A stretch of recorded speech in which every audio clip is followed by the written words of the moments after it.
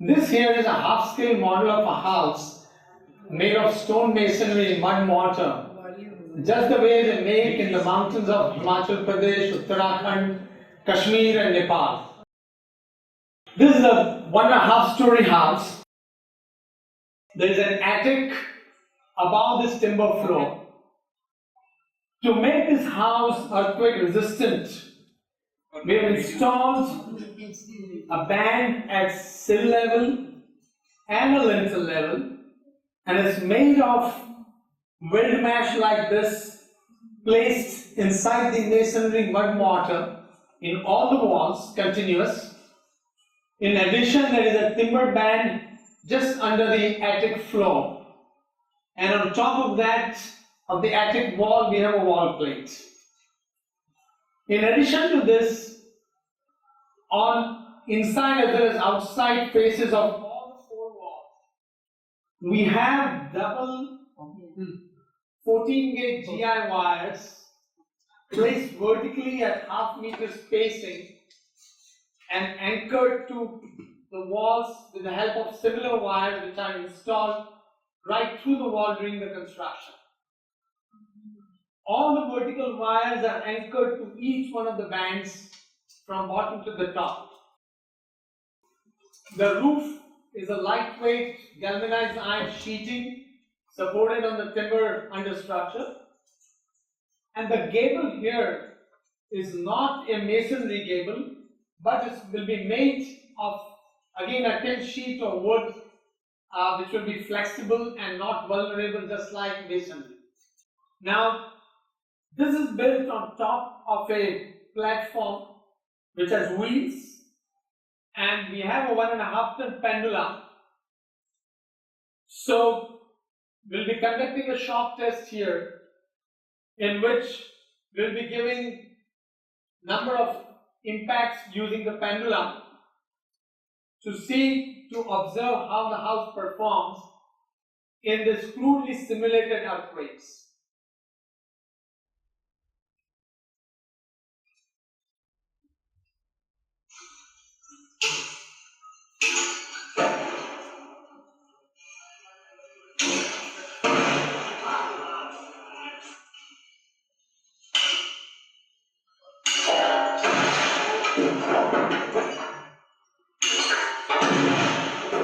On that slate, the number is the number of impacts.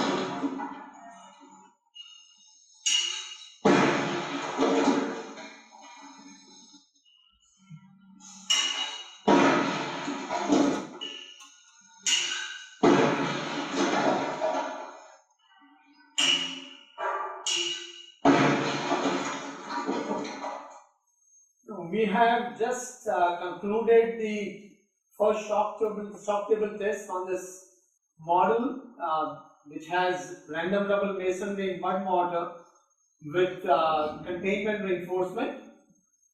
In all, we have given 14 shocks, and last 10 shocks had the pendulum inclination ranging from 45 degrees for the first 8 shocks, and then the last shock was had the pendulum at 60 degrees.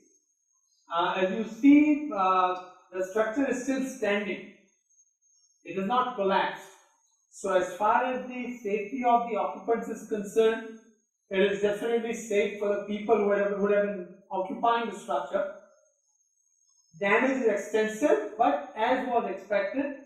Start from the top, you have the unrestrained masonry parapet of the attic which supports lightweight roof. and because the parapet is under strain, it has suffered extensive damage. The damage is also caused because it's a half-scale wall and the stones could not be broken to such a small size that we could put stones in flat position. So lot of these bigger stones are in the vertical position. As a result, delamination has taken place. As we come down, obviously the damage should be maximum as we go down, and maximum in the lowest portion below the sill band.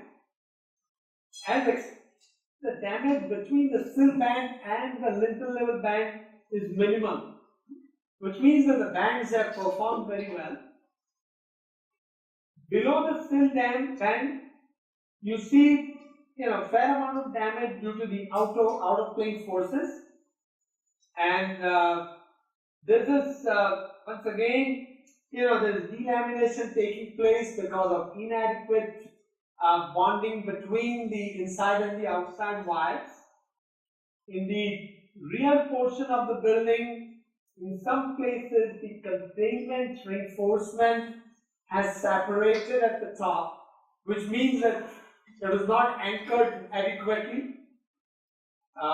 Right here in the corner, right from beginning after the fifth shock, the damage had started to occur and the corners had started to come out. So as a precaution, we had added this reinforcement right here on all the four corners, and that seems to have worked quite effectively. Although gradually, the stone has come out here, but in almost all the other corners that reinforcement has worked. This is the second model in the part of our test series of random rubble masonry mud mortar with containment reinforcement. The most unique thing about this model is that it's 2.5 story, very similar to the houses built in the hills of Nepal, Uttarakhand, Himachal, all the mountain areas. Now, in this model, we have incorporated the lessons we learned from the first test, and I would like to point out all different features which are there. One of the lessons from the first test was that there was a lot of delamination at the base of the wall and also in the parapet at the top. So to prevent that, we have added these kind of wires in cross configuration, as you can see at the bottom as well as at the top. In addition, also we had seen that stones were coming out at the corners because long stones were not used.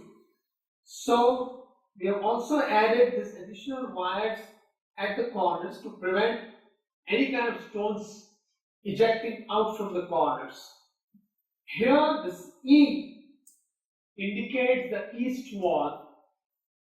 Similarly, N indicates north wall. On the west wall there is W, and on the south wall there is S, which helps the documentation. All the H marks are for the headers or the through stones.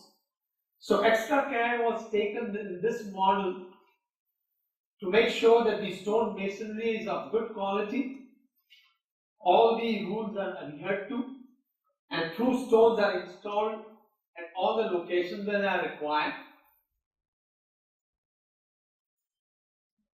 The containment reinforcement, here the yellow color, are the 4 mm GI wires, and the red color wires are 4 mm aluminum wires. We are trying to understand the difference between the behavior of both these ones. Also in this model, in the east and the west wall, the short walls, we have introduced windows to see how they will affect the performance of this structure.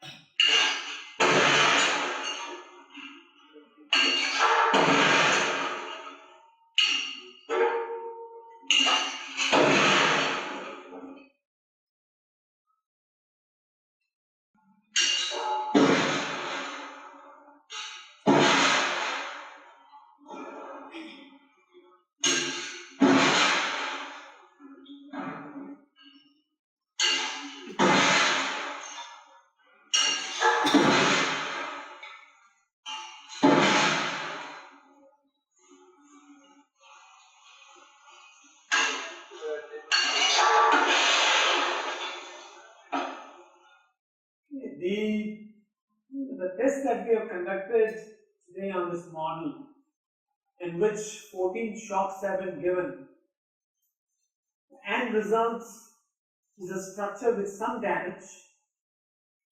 In short, the structure has survived large number of fairly high intensity shocks, and it essentially demonstrates that the random rubble masonry mud mortar with containment reinforcement consisting of wires and having multiple bands of weld wire mesh, again in mud mortar, can perform quite satisfactorily in high intensity earthquake areas, and especially in the locations which are far away from the motorable roads, where carrying in of steel and cement is going to be almost impossible. This technology has a great potential for building earthquake resistant houses.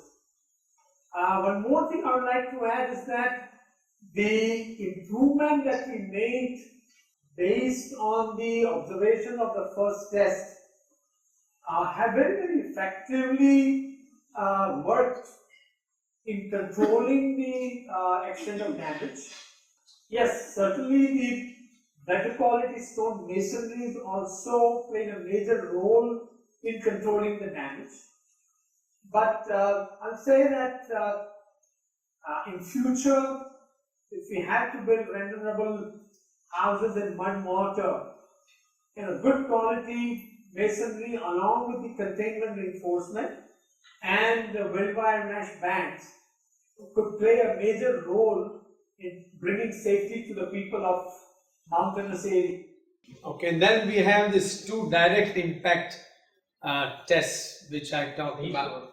Yeah, so this one is on a reinforced random rubble wall, direct impact, and the one after that will be on unreinforced. Sir, so here what's the difference between CG wires and RNA wires? No difference. No. I mean, both of them performed all right.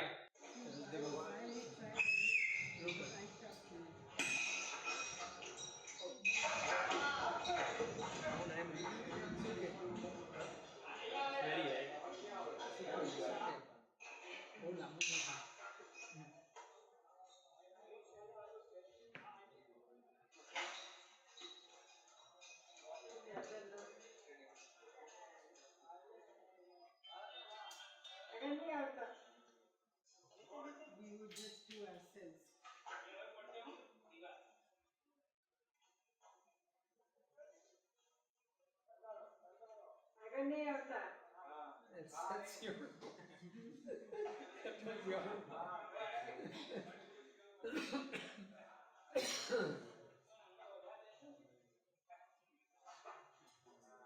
You're trying hard to break it, but you would not break it.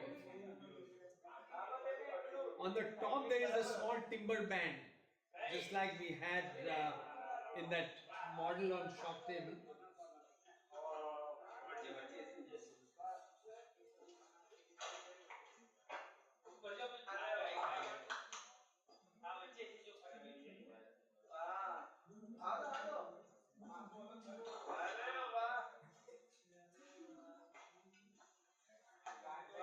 It is always a pleasure of destroying something.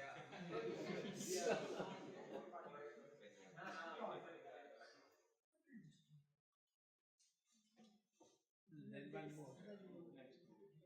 So, let's just small, very short video. Let's just finish that.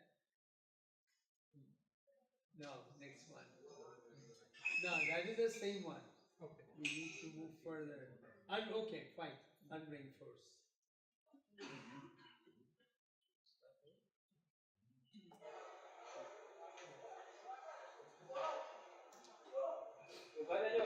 Stop.